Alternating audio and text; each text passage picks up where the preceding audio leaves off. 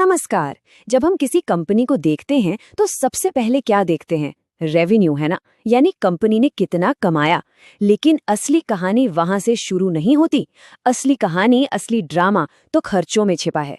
तो आज हम रेवेन्यू से आगे बढ़कर प्रॉफिट एंड लॉस स्टेटमेंट के उस हिस्से को डिकोड करेंगे जो कंपनी की असलियत बताता है, उसके खर्चे। तो ये जो स्क्रीन पर दिख रहा है, ये है प्रॉफिट एंड लॉस स्टेटमेंट।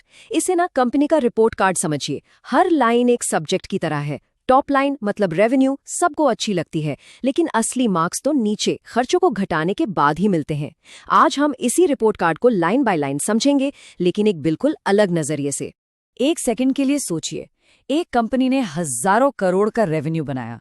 वाह, जबरदस्त नंबर है। लेकिन असली गेम ये नहीं है कि कितना कमाया। असली सवाल ये है कि भाई वो पैसा गया कहाँ। इसी एक सवाल के जवाब में छिपा है एक इन्वेस्टर के लिए सबसे बड़ा सुराग, और आज हम इसी सुराग का पीछा करने वाले हैं। तो चलिए शुरू करते हैं अपनी इन्वेस्टिगेशन। सबसे पहले देखते हैं कंपनी के रिपोर्ट कार्ड का वो हिस्सा जिसे एक्सपेंस साइड कहते हैं, मतलब वो सारी लागतें जो एक कंपनी को अपना बिजनेस चलाने में लगती हैं। ये देखिए, अमारा राजा बैटरीज का एक्सपेंस स्टेटमेंट, और सीधा नजर डालिए सबसे नीचे वाली लाइन पर, टोटल एक्सपेंसेस। फिगर देखिए, 29,416 मिलियन रुपीस, मतलब सीधे सीधे 2,941 करोड़ रुपए। ये वो टोटल रकम है जो कंपनी ने एक साल में खर्च कर दी।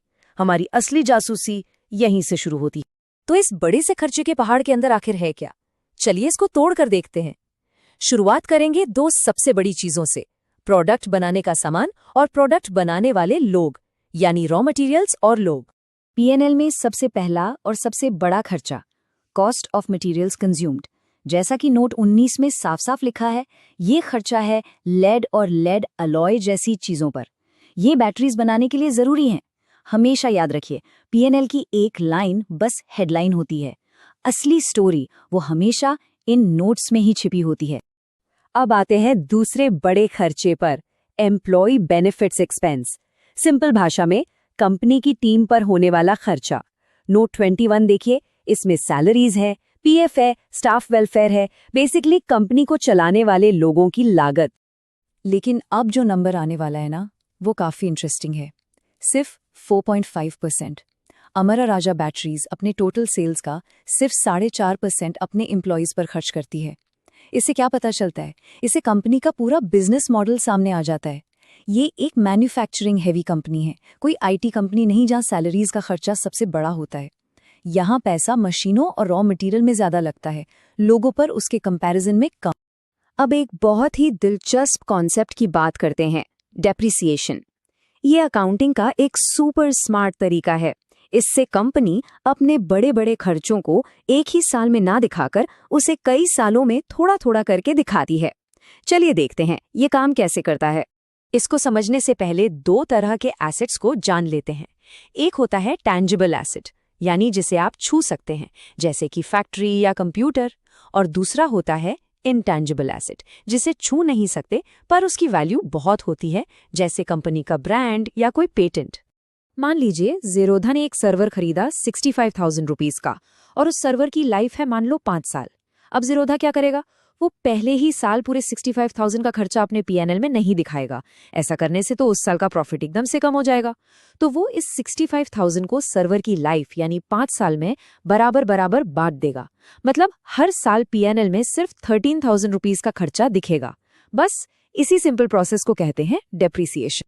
और ये सिर्फ किताबी बातें नहीं है। ये देखिए, अमारा राजा बैटरीज का नोट 23। यहाँ साफ साफ दिख रहा है कि कंपनी ने इस साल एक्चुअल में डेप्रिसिएशन और अमोर्टाइजेशन, जो इनटैंजिबल एसेट्स के लिए होता है, पर कितना खर्च दिखाया है। तो जो हमने अभी सीखा वो असल में ऐसे ही काम करता है। तो अब तक हमने सारे बड़े बड़े खर्चों को समझ लिया। अब टाइम है आमने सामने की टक्कर का। हम कंपनी के टोटल रेवेन्यू में से इन सारे खर्चों को माइनस करेंगे और देखेंगे कि आखिर में बचा क्या। ये है द ग्रेट सब्ट्रैक्शन। तो शुरुआत करते हैं टॉप लाइन से, टोटल रेवेन्यू। अमारा राजा के केस में ये फिगर है 34,821.73 मिलियन रुपए, मोटा मोटी 3,482 करोड़ रुपए। यहां से हमारा सफर शुरू होता है। और अब इसमें से घटाते हैं टोटल खर्चे, जो थे 29,416.19 मिलियन रुपए, यानी 2,941 करोड़। तो सारी कमाई में से सारे खर्चे निकल गए। सस्पेंस बढ़ रहा है, क्या बचेगा? और ये रहा रिजल्ट।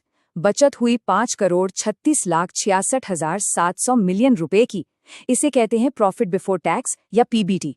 ये वो मुनाफा है जो कंपनी ने कमाया है, लेकिन अभी इसमें से सरकार को उसका हिस्सा देना बाकी है। पिक्चर अभी बाकी है।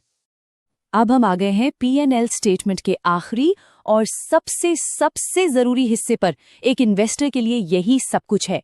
सारे खर्चे, सारे टैक्स, सब कुछ देने के बाद आखिर शेयर होल्डर्स के लिए क्या बचा, इसे कहते हैं द बॉटम लाइन।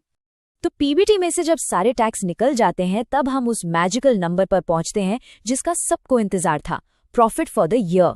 इसे प्रॉफिट आफ्टर टैक्स या पीएटी भी कहते हैं। अमारा राजा के लिए यह है 3,674.36 मिलियन रुपीस। सारी मेहनत, सारे खर्चे, सारी जिम्मेदारियों के बाद ये है कंपनी की असली कमाई, द बॉटम लाइन। ठीक है, तो कंपनी ने लगभग 367 करोड़ रुपए का नेट प्रॉफिट कमाया। बड़ा नंबर है, लेकिन इससे एक आम इन्वेस्टर का क्या लेना देना, जिसके पास कंपनी का सिर्फ एक शेयर है? उसके लिए इस बड़े से नंबर का क्या मतलब है? जवाब इस नंबर में है, 21.51 रुपीस। ये है ईपीएस यानी अर्निंग्स पर शेयर। इसका मतलब बहुत सिंपल है, कंपनी ने अपने हर एक शेयर के पीछे 21.51 रुपीस कमाए हैं। एक इन्वेस्टर के लिए ये सबसे जरूरी मैट्रिक्स में से एक है। और ये नंबर कहीं आसमान से नहीं टपका है।